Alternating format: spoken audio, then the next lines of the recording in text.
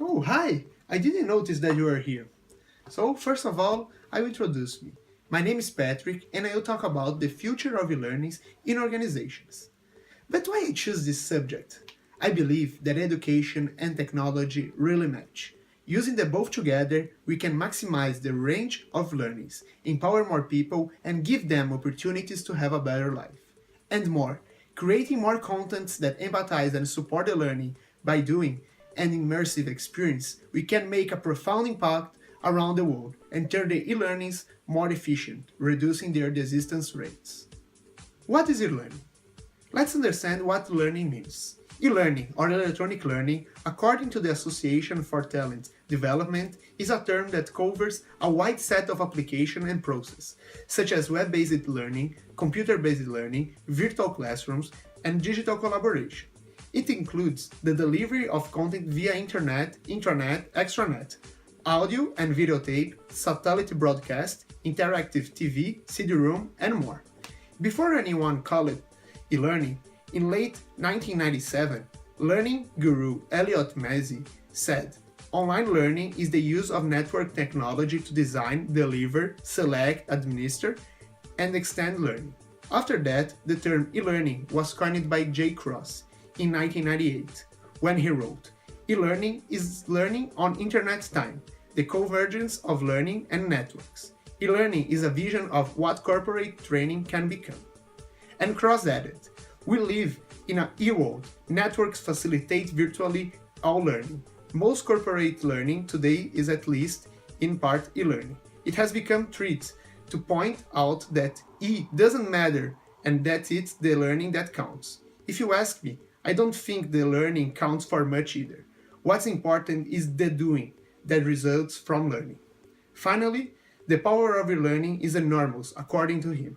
Intellectual capital has become more valuable than hard assets. Networks are replacing hierarchy. Time has speed up. Cooperation adds out competition. Innovation trumps efficiency. Flexibility beats might. Everything's global. The past no longer illuminates the future. We need fresh thinking. E-learning was supposed to be the answer.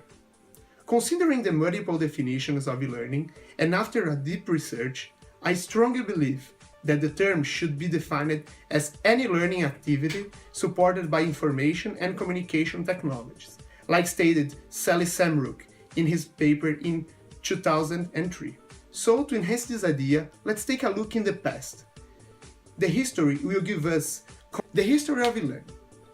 Like I said, although the term e-learning was only created in 1998, the principles behind e-learning have been seen since the beginning of the 19th century. To give an overview about e-learning in organizations, we need to understand this methodology in a whole overview. In other words, a tool for any learning finality. The use of media for instructional purpose in general traced back to the first decade of the 20th century with the introduction of educational films. According to Cuban, the very rapid spread of film in the 20s and radio in the 30s led to proposals to use it for distance education. But it was in 1924 that Ohio State University professor Sidney Pressley invented the automatic teacher, the first device in electronic learning that allowed students to test themselves. However, the demand never really materialized. This first try wasn't successful. 1929. Lazarte invented the problem cylinder, a mechanical device that presented a problem to a student and checking whether the solution steps taken by students were correct. Then, in 1954, Harvard professor Skinner creates the teaching machine for use in schools. The teaching machine was a mechanical device whose purpose was to administer a curriculum of programmed instruction.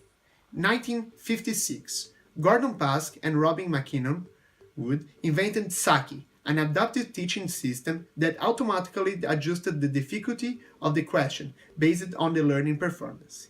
In 1960, Plato, programmed logic for automated teaching operation, was the first computer-based training program, known as CBT, introduced to the world. 1966, Professors Patrick Turtchin and Richard Atkinson from Stanford University began using computer-aided instruction to teach math and reading to young children in Palo Alto elementary schools. In the late 60s and early 70s, the US Department of Defense awarded contracts for packet network systems, including the development of the ARPANET, which would become the first network to use the internet. The first online learning systems were really only set up to deliver information to students, but as we entered the 70s, online learning started to become more interactive. 1970, Hewlett-Packard introduced the first ever desktop personal computer, setting PC market into motion and increasing the possibilities about the learning. 1980, the first learning management system was created, focusing on control the learning and record data, but didn't attend the expectations due to high quit rate and lack of interest by people, allow for courses to be delivered. Then, in 1984, personal computer era gained power with the Macintosh, enabling individuals to have computers in their rooms, making it easier for them to learn about particular subjects and develop certain skill sets. In 1989, the CD-ROM turned as a learning method. In the 90s, the first digital natives are born, and the virtual learning environment becomes widely recognized. According to Rukubanova, at the very beginning the information could be delivered only in text format, but in the early 90s there were created browsers which enable users to enrich the text by graphics. Internet spread quickly, its price declined, and so it was more affordable also for the middle class. 1999, the term B-learning or blended learning appeared for 2000s. Businesses started to introduce e-learning as an alternative to train employees. New and experienced workers alike now had the opportunity to improve their knowledge and skills. At these times, a wide range of online capacity opportunities are available. The 2000s saw changes in e-learning with open learning opportunities and the development of MOOCs, massive open online courses. The term MOOC was coined in 2008 by Dave Cornier of the University of Prince Edward Island.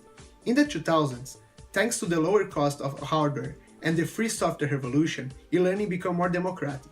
Open source e-learning solutions were developed.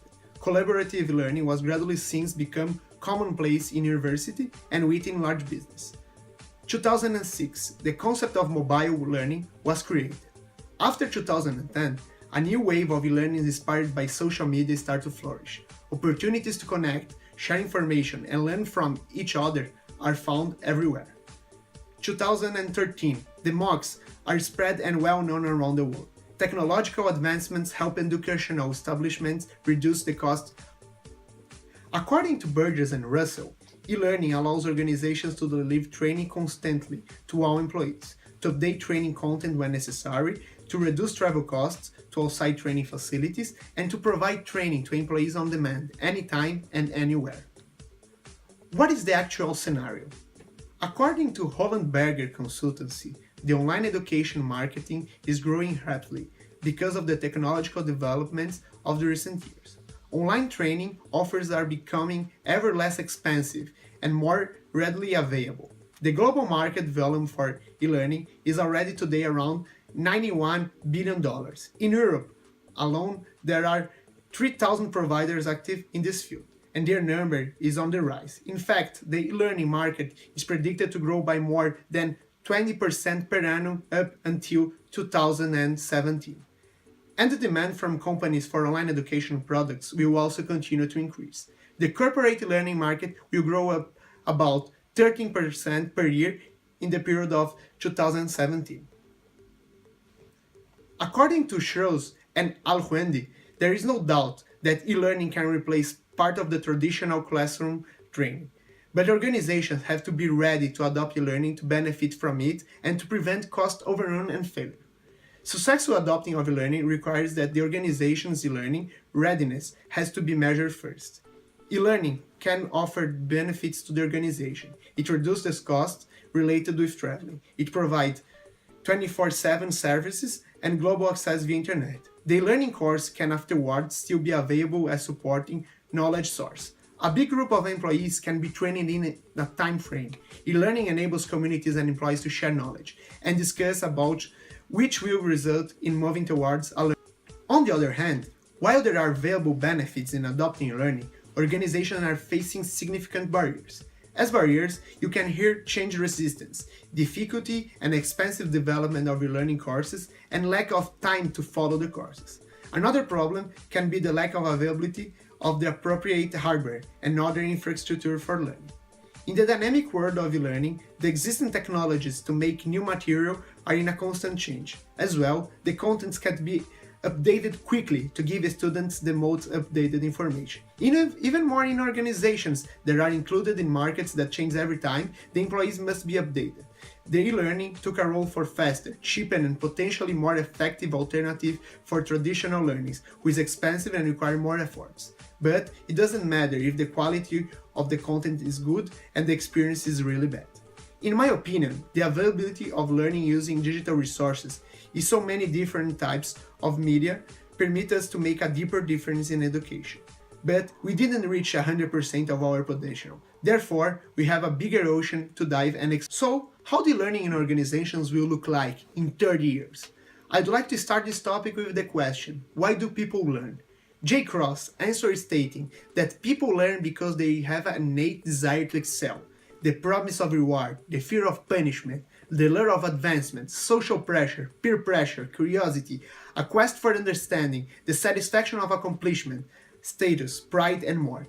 You have your own reasons which I'm sure you can name. Corporations fund learning because they want employees and partners to perform faster and better, to create value through innovation, to beat the socks of the competition, and to make more money.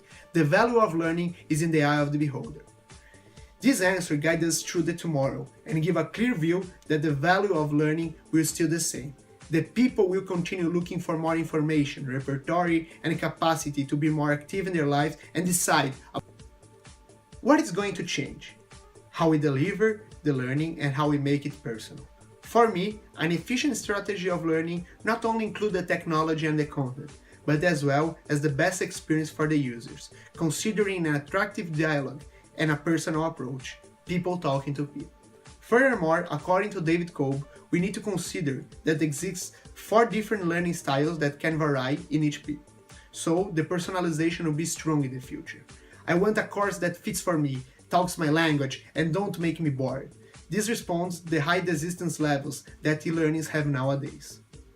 Also, we can highlight the importance of the data that will be more used in the future, by understanding the employees' needs, skills, and knowledge, and delivering personalized solutions. Finally, another important trend for the future of e-learnings will be how we put in practice what we learn. During my career, I experienced different formats of e-learnings, but all of them weren't efficient. Why? Because you don't put in practice what you learn. Thinking that you will answer some test after the course will solve it and fix the knowledge in your brain? Really, this isn't efficient. We need more practical experience. We need more learning by doing initiatives in the learnings. By focusing and applying design thinking principles in the development of the learnings, we can develop really attractive solutions and tools to capacity. So, bundling all these insights that should be present for the 30 years and also the resources about the past and actual moment, we can predict the future of e-learning like this. In the short term, learnings in multiple platforms, mobile platform for e-learnings, open content available for developers, peer learning, a more collaborative environment focusing on sharing learnings around the globe. Finally, more immersive and deeper experience on e-learning via gamification and amplified and virtual reality. Long term, user experience that promote learning by doing, using artificial intelligence and web semantic. The employee will have a total immersive platform for trainings, who will teach, test the learnings, and measure the whole learning. Some possible tools for this will be wearables device. The employees are the most important asset of a company, and focusing on the well-being of these employees and in their skills and knowledge development. This is a trend that is happening now and tend to be more intense in the future. In this case, the workers are not just requiring a plan of career, but more than that, they are looking for a plan of learnings. I strongly believe that the learning empowers people, and with more information, they can take decisions in more clear and fair way to their own success. We need to empower people. We need to have companies more focused in the humans inside and outside. By improving the performance and well-being of one person, we can improve the performance of the whole company. J. Cross stated, Learning is a series of course corrections to keep you headed in the right direction. Try, fail, succeed, and try again. Learn. It doesn't stop until you die. Looking for the side of the employees, they don't want to only be capacitated for their role. They want more information that can empower them. Therefore, their learning is the strongest key to achieve this in the next 30 years. Thank you.